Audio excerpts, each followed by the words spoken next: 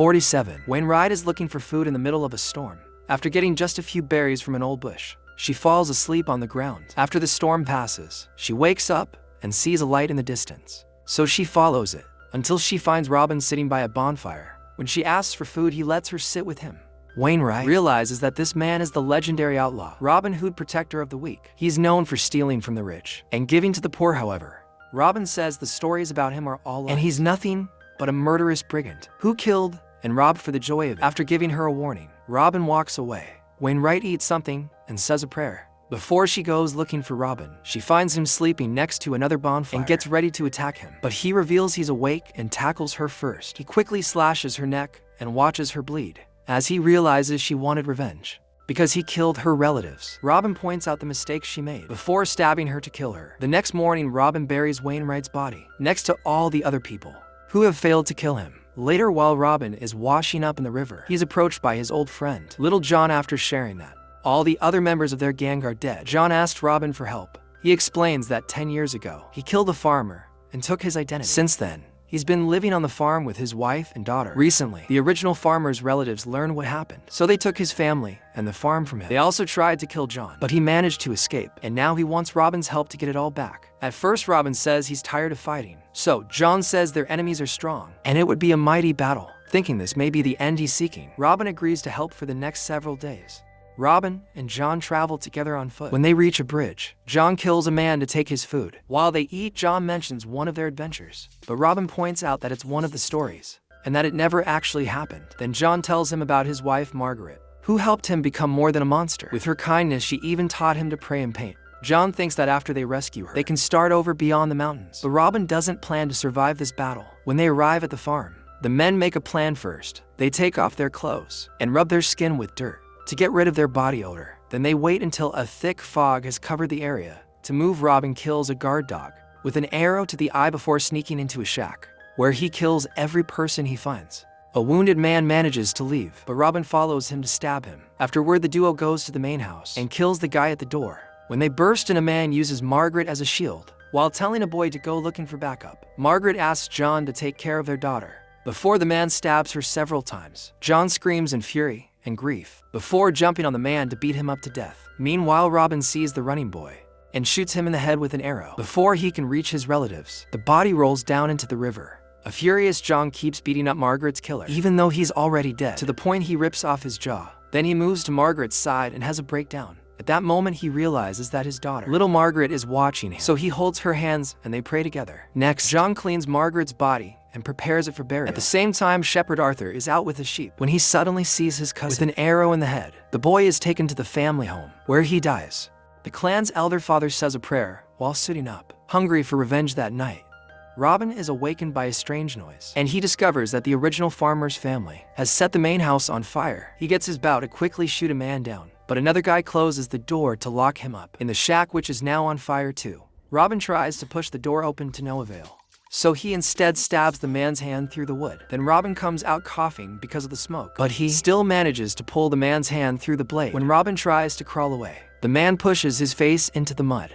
So Robin grabs his split hand and pulls the halves to make him roll in pain. Then Robin tries to finish him, only for the guy to stab him with a knife a few times. Robin steals the knife to stab him in return, before killing him by inserting a torch into his mouth. At that moment, John comes out of the main house with little Margaret. After dropping the girl, he goes back inside for his wife's body, ignoring Robin's warnings. Suddenly, the elder father shows up, announcing he wants John's and little Margaret's life as reparation for the relatives he lost. Robin immediately confronts him, and a vicious fight ensues. Both men keep attacking each other without mercy, and it seems that the elder father has the upper hand. After stealing the man's knife, Robin tries to stab him in the head, but the elder father blocks it, and his arm gets stabbed. Instead, the elder father knocks Robin down and breaks his leg with his mace. He also hits him in the back, but before he can smash his head too, John appears behind him and kills him first.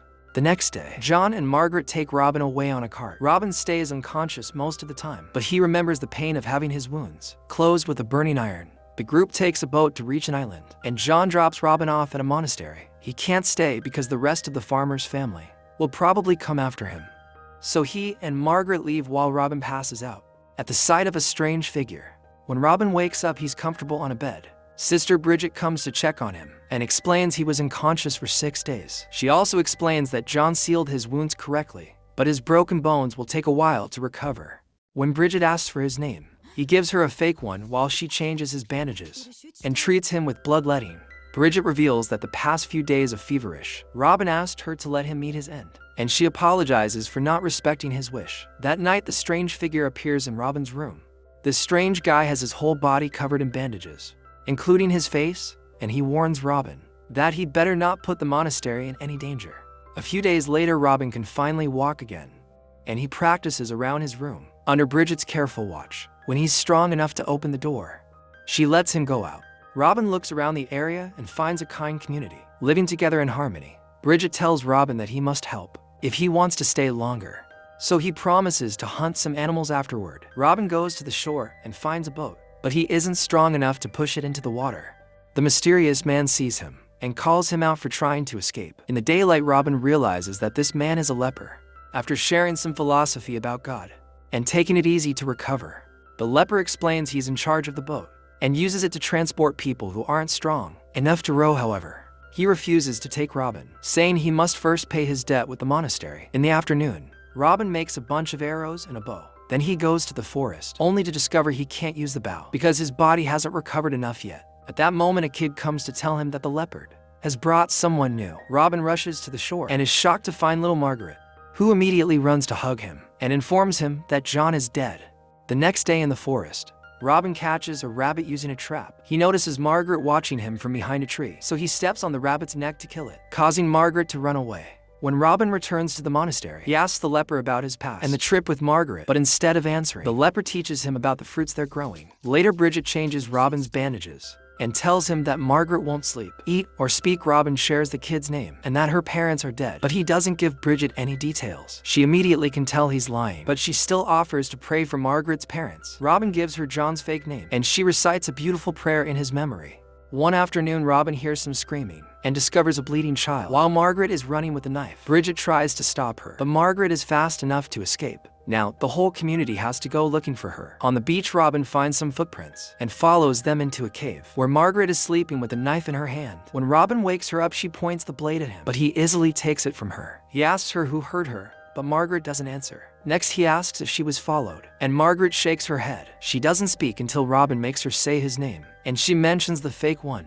Getting Robin's approval, however, he becomes very angry when Margaret asks who little John is, telling her that a cat will rip off her tongue if she ever says that name again. Robin takes Margaret back to the monastery, and Bridget expresses her gratitude. She shares the story behind the monastery's foundation and admits she believes it has power. Robin thinks giving stories power is dangerous because it makes men do terrible things. Then, they check on Margaret and finally convince her to eat. A few mornings later, Robin is helping the leper, who reveals he doesn't have much time left. At that moment, Robin sees smoke on the mainland, so the leper leaves to pick up another person. In the afternoon, Robin teaches Margaret how to clean a rabbit, but he gets distracted by the leper's return. The person he's brought is Arthur, who is lost an eye while Bridget takes care of him.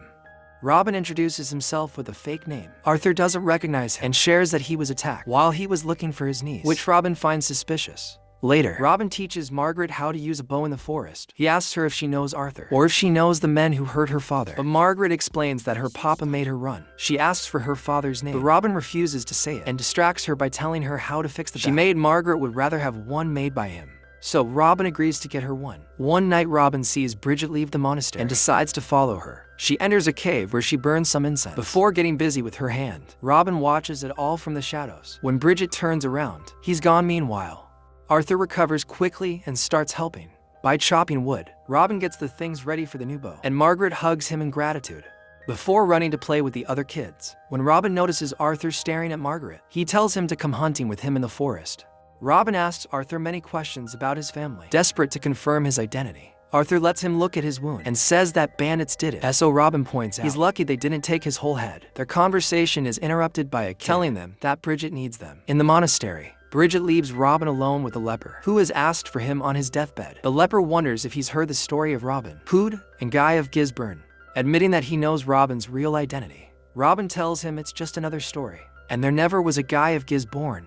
However, the leper reveals he's the guy, and confirms it by showing he's missing the ear.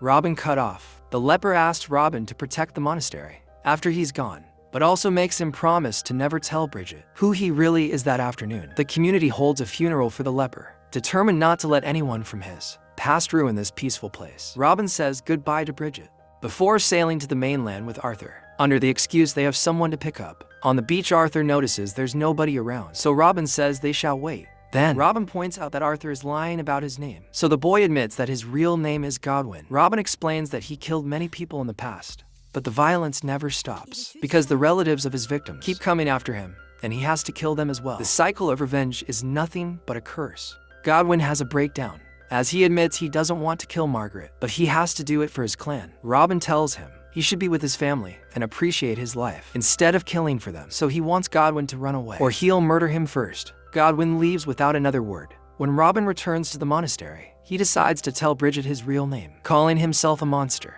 Devastated by this revelation, Bridget walks away without saying anything and doesn't hear Robin's apology. To avoid falling into despair, Robin stays busy by running to the woods and killing a wild boar. He spends the rest of the day cleaning it. That night, Robin tells Bridget that he'll leave if she wants him to. Bridget only makes him get in bed to continue his treatment. His arm bleeds into a pot, and Bridget doesn't cover the wound. So Robin wonders if she's finally killing him. After some hesitation, Bridget bandages his arm and leaves. Later, Bridget paints everyone's faces so they can celebrate their food around the fire. However, she ends up returning to the room and reveals that it was Robin who killed her family. Her house was set on fire, and her husband wrapped himself around her children, but they all died in the end. Drowning in guilt, Robin doesn't say anything. Then Bridget returns to the cave to have a breakdown. In private, meanwhile, Margaret tries to check on Robin, who won't speak or open the door to her. After he falls asleep, he dreams that John is in the room with him. John promises he'll rescue Robin and Margaret from the monastery before sharing stories about his wife. The dream ends when an arrow goes through John's head and Robin sees himself shooting it. In the morning, Robin searches for Bridget and tells her he's ready to meet his end. Bridget points out that she owes this life of helping people to his crimes, which doesn't feel right.